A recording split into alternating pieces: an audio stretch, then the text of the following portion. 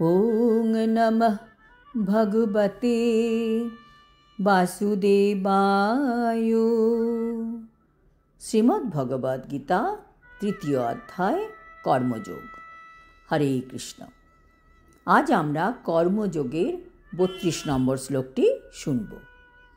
ये तु एतद् अभ्यासुयन्तो नानुतिष्ठन्ति मे मतम् सर्वज्ञानो विमूढांस्तान् विद्धि नष्टान् अचेतसा।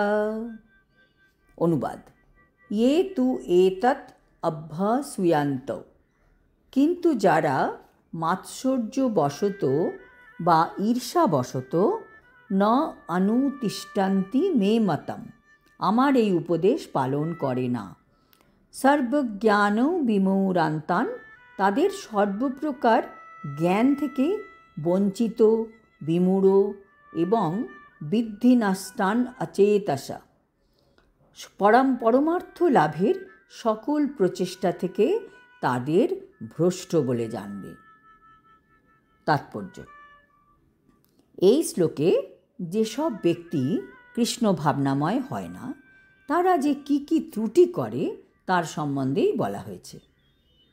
যেমন প্রত্যেকটি মানুষ যেখানে কর্ম করতে যায় রোজ, সেখানের কিছু নিয়মকানুন থাকে যা তাদের অবশ্যই মেনে চলতে হয়। যারা সেসব প্রশাসনিক নিয়ম কানুন না মানেন তাদের তো শাস্তি পেতে হয়। তেমনি পরমেশ্বর ভগবানের নির্দেশ যারা অমান্য করবে তাদের অবশ্যই শাস্তি পেতে হবে।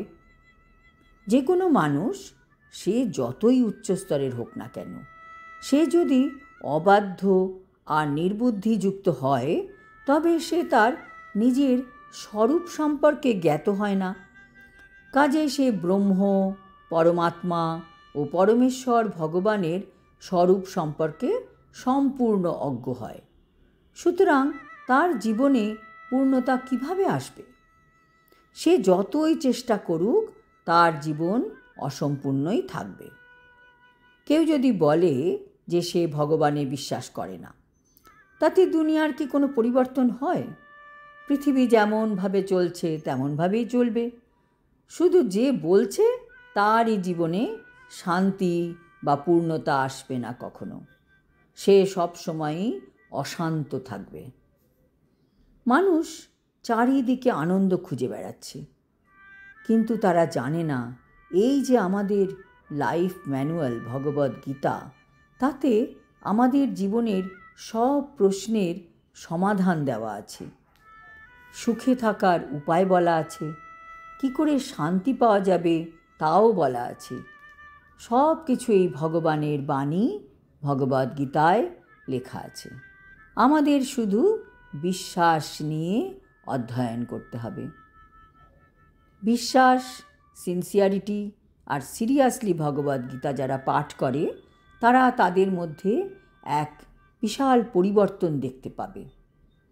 এর সাথে সাথে হরে কৃষ্ণ মহামন্ত্র চান্টিং ও যথেষ্ট গুরুত্বপূর্ণ।